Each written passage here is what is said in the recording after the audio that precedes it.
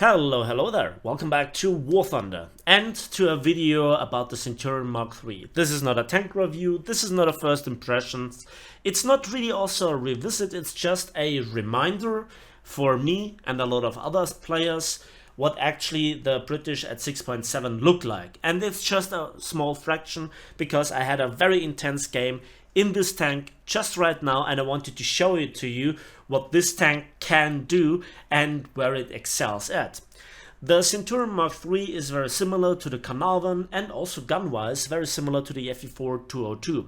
The word is 20 pounder. The 20 pounder is an excellent gun. This 84mm, or if you look deep into the description it actually states it as a 83.4mm gun. So I don't know, tell me guys in the comment section why that is the way that it is, but I think I've read somewhere that it was built on the basis of the Long 88, or the Long 88 gave it some inspiration.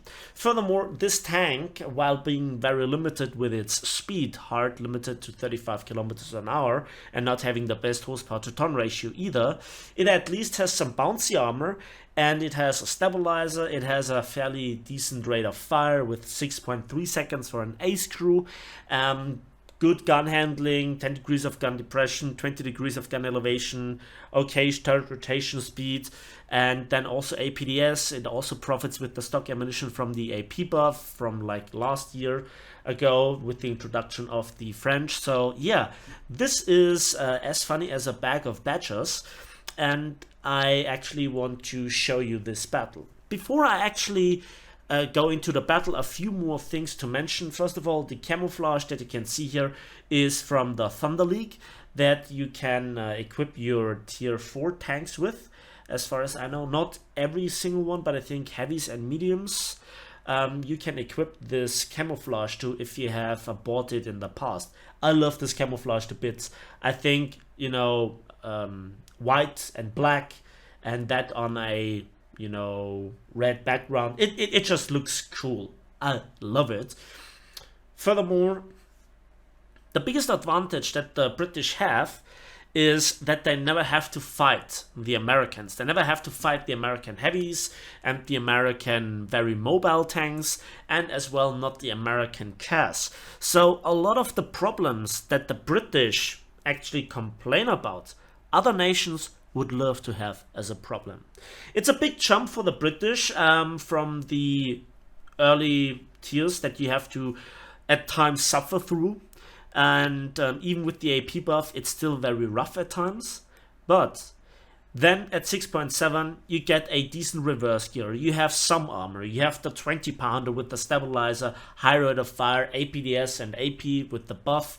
So yeah, and that is all covered even by some additional tanks like the Tortoise that brings survivability and armor with it, and then also the FE4005, currently the biggest tank gun in the game.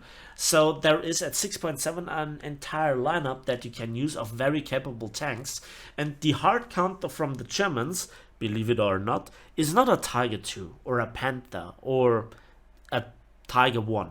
No, it's the Packwagen, as you will see in this gameplay, where I had a very good opponent on the enemy team, and while it was frustrating to play it, at the end it was just satisfying. This is not the battle with the most kills, not the battle where I was, you know, carrying the game, but I think there was a very good influence at my behalf, and the idea behind how I played this battle shall now be explained.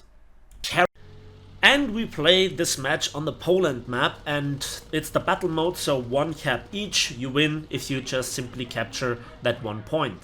Now for me, I personally have now 2 choices or 3 choices. Going through to the middle, no thank you, no. I despise city fights, regardless of stabilizer or not. I just absolutely despise city maps. Second one, I could go to the north, but for that I am kind of too slow to then snipe from that hill at B2, somewhere in that area.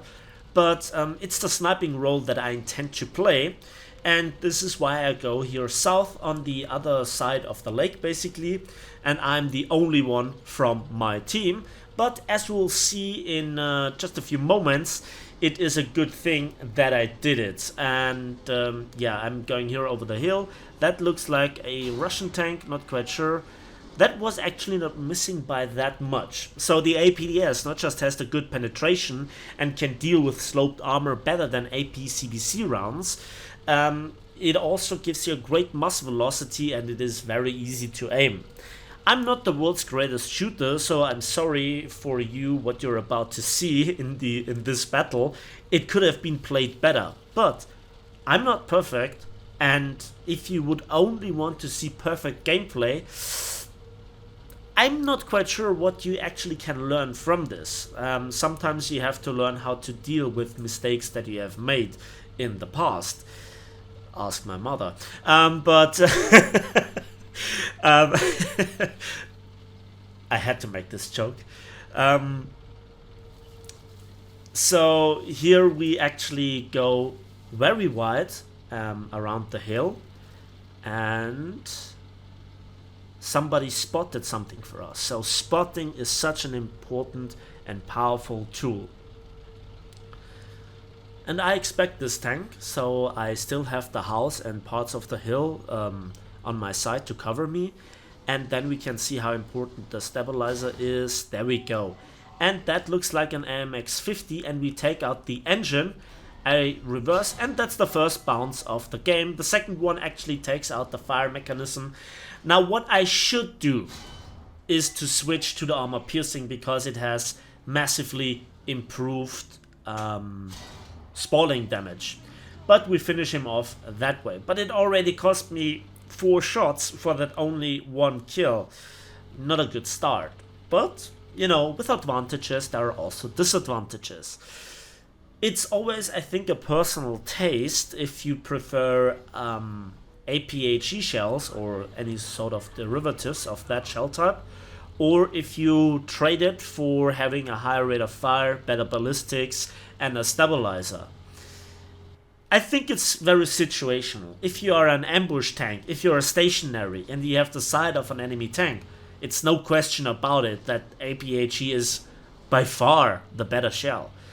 But at medium to long distances, in a maneuver fight, APDS has a lot of advantages in combination with a stabilizer, especially if you're fighting on a ridgeline.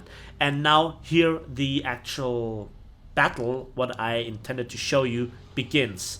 So I know that near A there is this ridgeline and those sniper positions, that there is a high chance of there being quite a lot of enemies, but there is an unfortunate IS-2, and I overlead here, and the shell, well, he just stopped right at the perfect moment for him.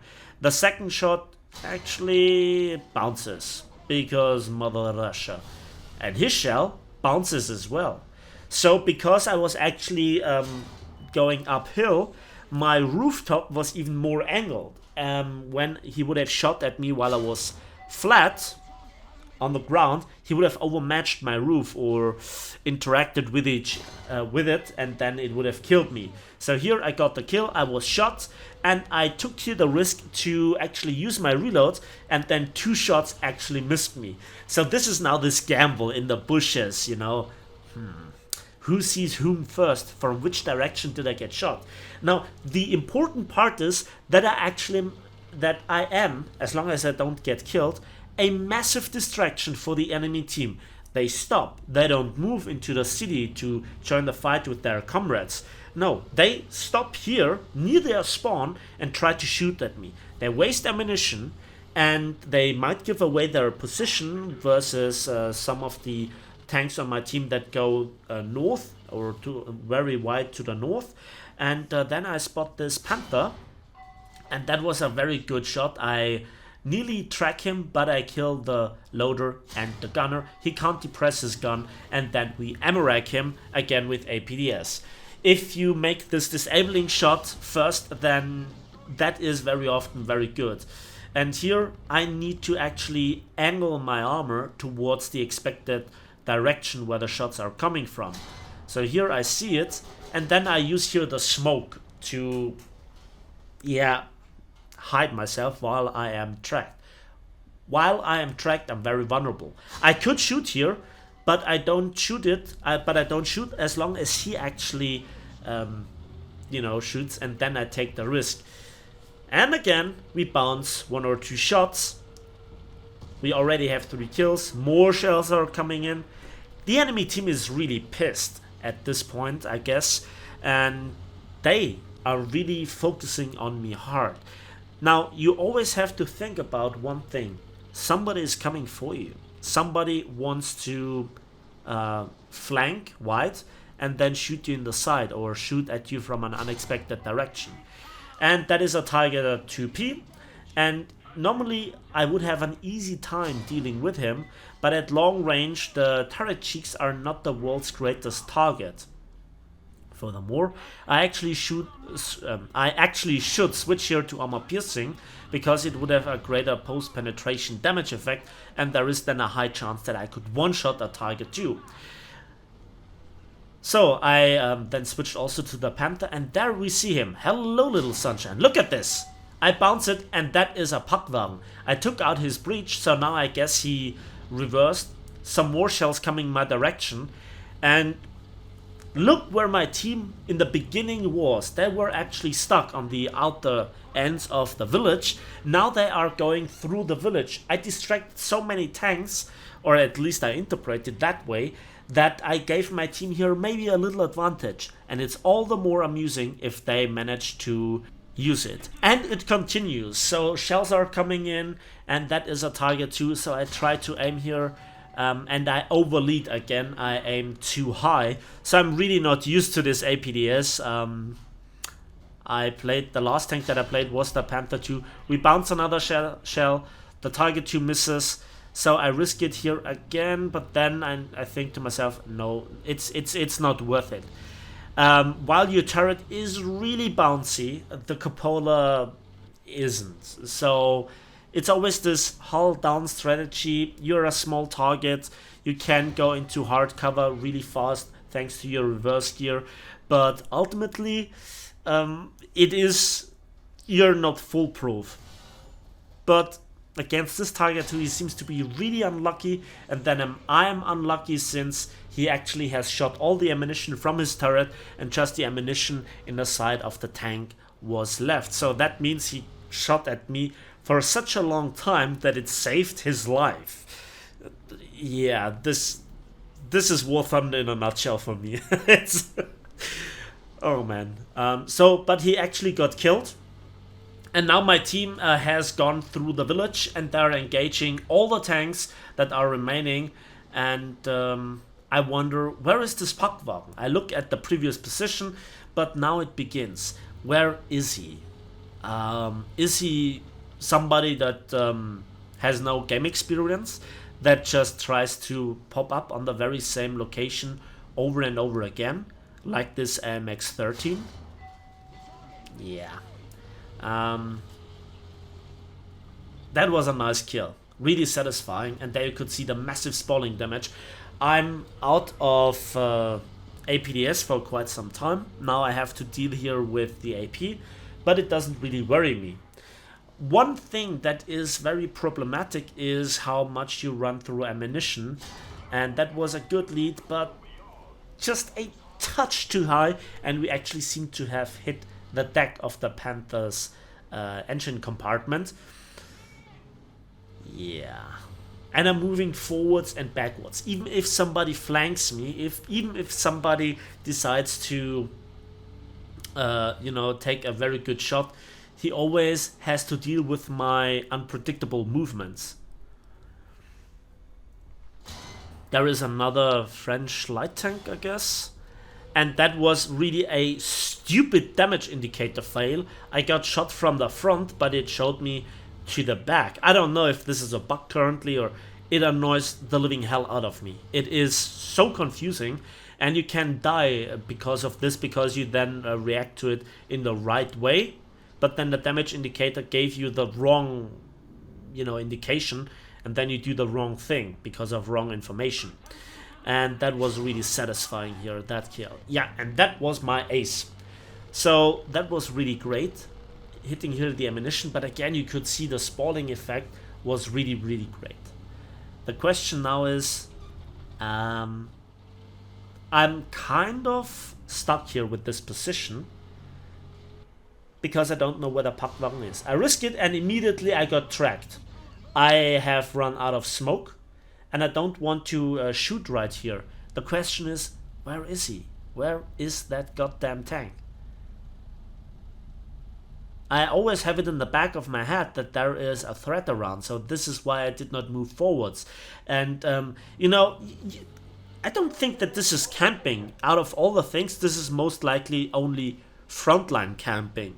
Because you have a very good position, you actually engage the enemy and you use the advantage that the terrain gives you. So this is like a miniature version of Kursk. And there I saw the Tracer, and I give him here credit in chat. He plays very well.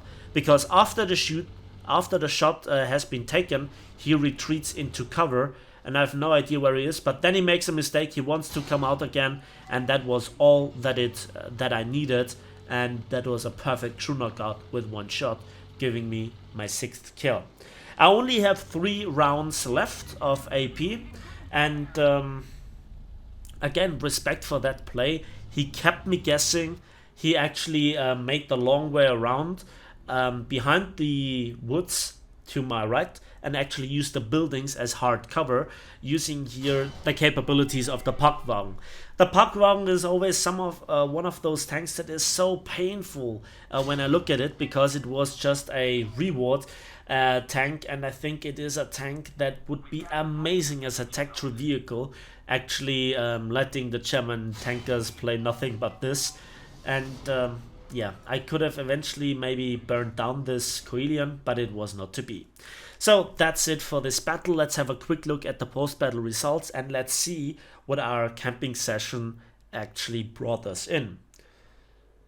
And for 6 clean kills and 1 kill assist, we got 32,000 civilians and 4,600 modification research points.